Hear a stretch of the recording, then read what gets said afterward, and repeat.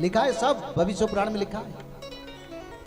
और उसी समय ये जब होगा, इसी समय भारत के प्रधानमंत्री का नाम लिखा है, कौन प्रधानमंत्री रहेंगे ये भी लिखा था, उसका भी प्रमाण मिला है। और क्या लिखा था, ओडिशा की उसी समय मुख्यमंत्री कौन रहेगा वो भी लिखा था।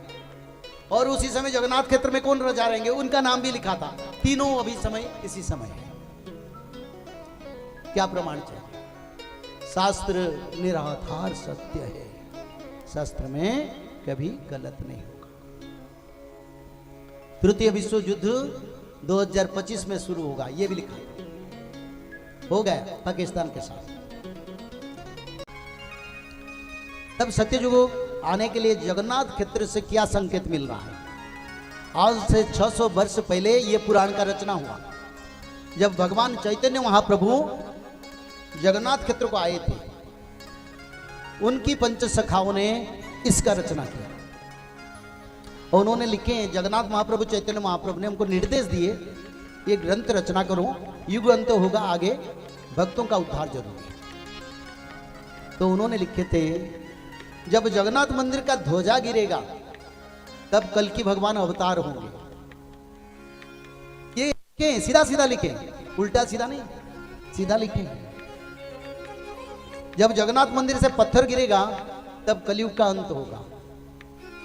एक एक पॉइंट उन्होंने लिखे थे, सब पॉइंट का मैं विचार कर रहा हूं। आप तो भाग्यवान हैं, इस शास्त्र को आप सुन रहे हैं, सबका भाग्य में नहीं है। ये अमूल्य तत्व है, भगवान खुद शरीर में आएंगे, आप लोग दर्शन करेंगे इसको। कोटि ब्रह्मांड के ठाकुर जी और प्रभु आएंगे, 16 कला नहीं 64 कला में आएंगे। आनंद से एक बार हरि हरि। कल की भगवान 64 कला में आएंगे। कितना सुंदर, कितना शक्तिशाली प्रभु। तो इस समय जगन्नाथ संस्कृति की परम तत्व भविष्यवाणी का पुराण में ये लिखा है। क्या लिखा है ना, जब जगन्नाथ मंदिर के शिखर से पत्थर गिरेगा तब कलयुग का अंत होगा। आज से करीब करीब 30 साल पहले जगन्नाथ मंदिर की नील चक्र के नीचे एक 4 टन का, 4 टन यानी 40 क्विंटल का पत्थर गिर गया। जो लिखा है ना वो गलत नहीं है। शास्त्र कभी मिथ्या नहीं, कोई मानव का ये भविष्यवाणी नहीं है, ये भविष्यवाणी भगवान का, ये भविष्यवाणी नहीं है, भविष्य शास्त्र है। तो जगन्नाथ मंदिर से पहले पत्थर गिर गया। उसके बाद 2005 में जगन्नाथ मंदिर से ध्वजा गिर गया। कौन सा ध्वजा? पतित पावन ध्वजा। पतित का उद्धार के लिए, भक्तों का उद्धार के लिए प्रभु नील चक्र पर पतित पावन ध्वजा फहराए थे, जो वो भी गिर गया। ये उड़िया में लिखा है, आप तो उड़िया नहीं समझेंगे। संगीत की धारा में पंक्ति में जैसे दोहा रामचरितमानस, ऐसे रचना है। नील चक्रु नेत खसिब प्रभु रंगाधर, लीला बेलकु से होइबे नील धवल वेश, टळिब नाही जे कथा निश्चय होइब जान, टाकी बसीचंती भरोसा करी भगत माने। ये उड़िया में लिखा है,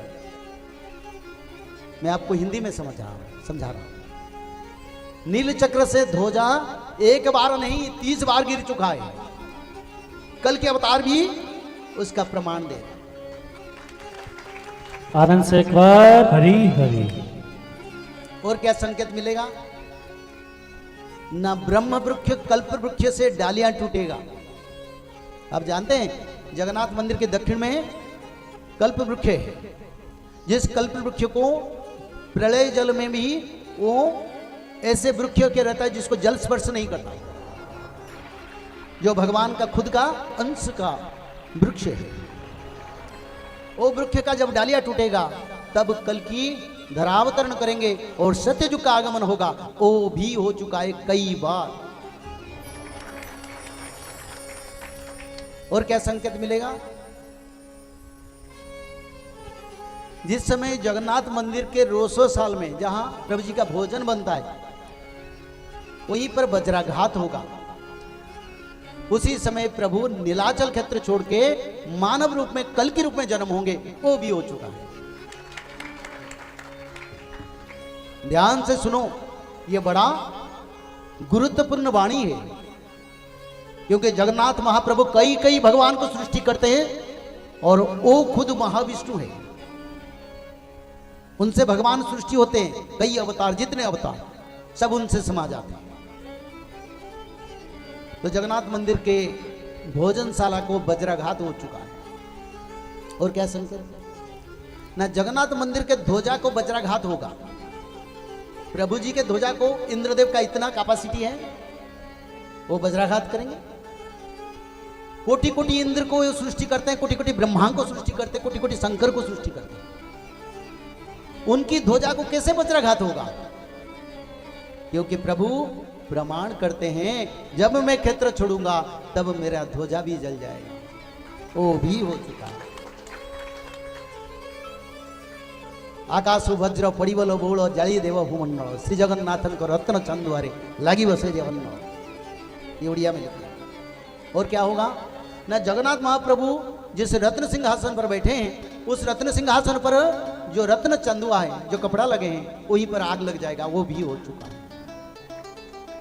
और क्या होगा ना, रात्रि काल में जगन्नाथ मंदिर में चोरी डाका डालेंगे, वो भी हो चुका है।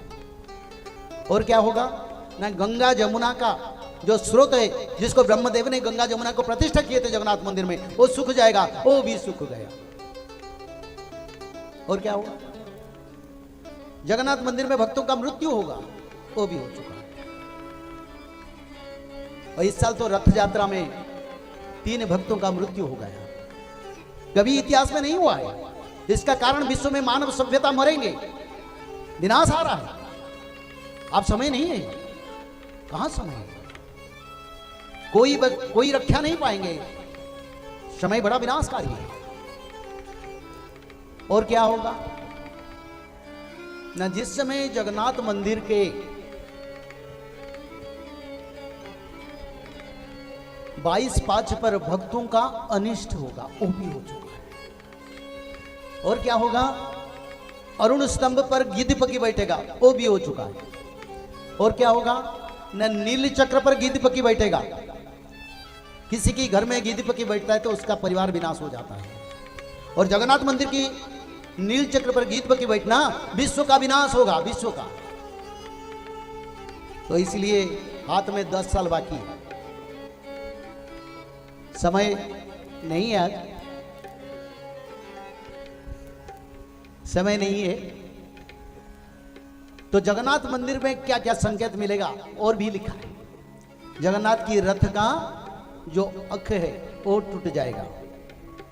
और जगन्नाथ महाप्रभु हथेली पर दिखाई नहीं देंगे, कहीं कहीं उनके महाप्रसाद को मिट्टी में दफन करना पड़ेगा। और जगन्नाथ मंदिर को जो भक्त जाएंगे उसको पिटाई होगा, सब आप उनके साखी है ना। तो ऐसे समय जब देखेंगे तब कलयुग अंत होगा।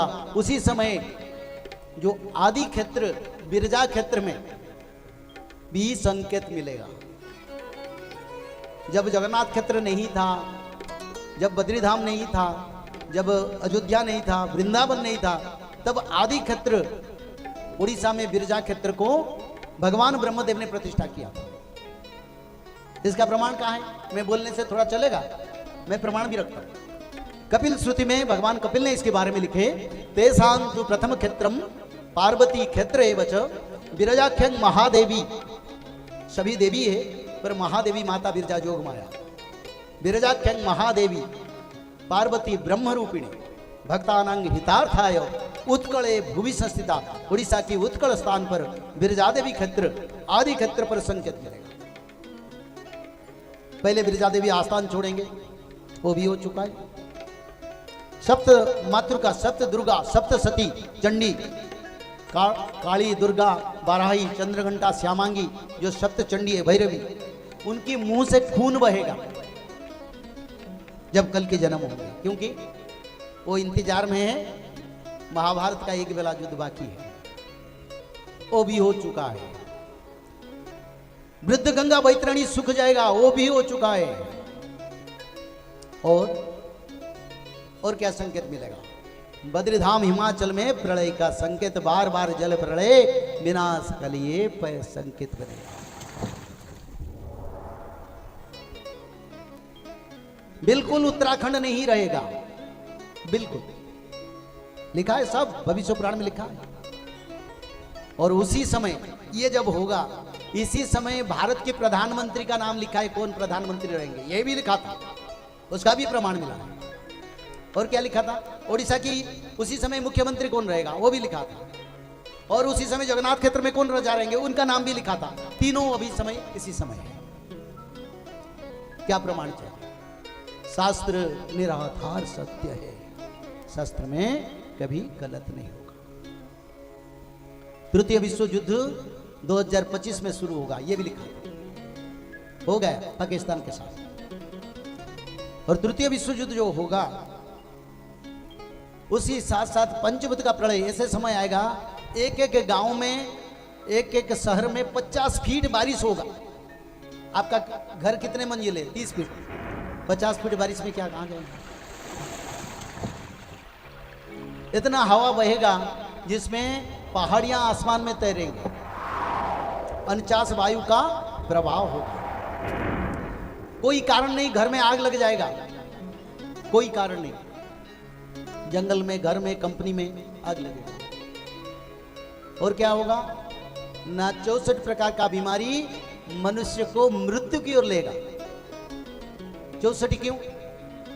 64 इसीलिए जोगनी माता 64 है, और 64 नाम 64 बीमारी लेके आएंगे, वो समय 2-3 साल में हो जाएगा, शुरू हो जाएगा। आज दिखा होगा, काल मरेंगे, ये समय आ रहा है।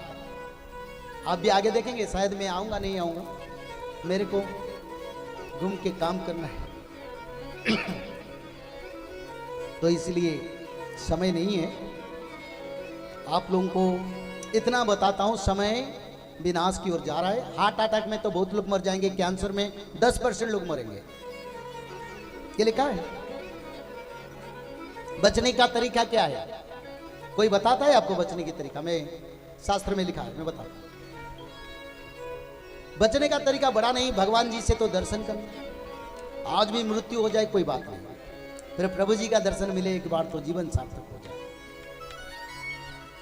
तो इसलिए बचने की तरीका एक ही है, त्रिकाल संध्या। दवाई भी देता हूं, क्योंकि आगे एलोपैथिक मेडिसिन काम नहीं करेगा, जो खाएगा वो मरेगा, ऐसे समय आ रहा है, देखोगे आगे। तो क्या काम करेगा? सत्ययुग में मंत्र शक्ति, तो मंत्र शक्ति त्रिकाल संध्या ही काम करेगा। त्रिकाल संध्या क्या है?